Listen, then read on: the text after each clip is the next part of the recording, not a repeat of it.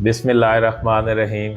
अस्सलाम वालेकुम। मैं हूं उमर दराज और आप देख रहे हैं मेरा यूट्यूब चैनल दारुल हिकमत उर्दू।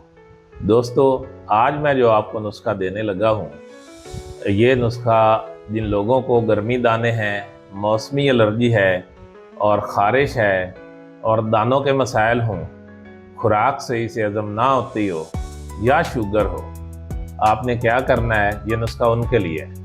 आपने क्या करना है कि पंसार से पनीर डोडी नाम की एक जड़ी बूटी ले लेनी है। ये इस तरह, ये पनीर डोडी है, तो ये पनीर डोडी नाम की एक जड़ी बूटी ले लेनी है।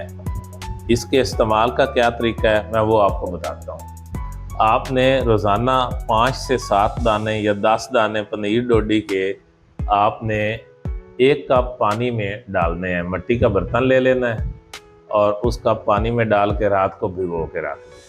सुबह को इसको मल छान के तो इसको पी लें। शुगर वाले मरीज़ 2 हफ्ते इस्तेमाल करें, दीगर मसाइल के लिए 1 हफ्ता इस्तेमाल करें।